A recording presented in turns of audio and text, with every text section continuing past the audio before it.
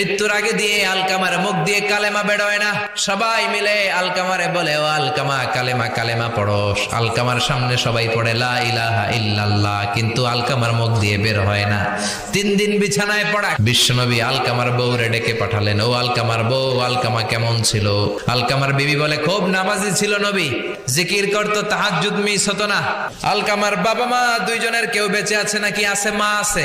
আলকামার মারে ডাকো। বিশ্বনবী আলকামার মারে বললেন, ও আলকামার মা, তোমার বেটা আলকামা কেমন ছিল? আলকামার মা বলে, ভালো ছিল, নামাজ পড়তো নি পড়তো, রোজা রাখতো নি রাখতো, তোমার সাথে কেমন আচরণ করতো। এই কথা জিজ্ঞেস করার পরে আলকামার মা কান্না শুরু করে দিয়েছে।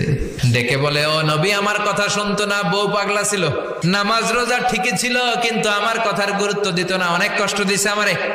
বিশ্বনবী বলল, তোমার নিজের ছেলে কি আর করবা, মাফ করে দাও। আলকামার মা বলে, না মাফ করব না। বিশ্বনবী বললেন, লাকড়ি আনো, আগুন জ্বালাও।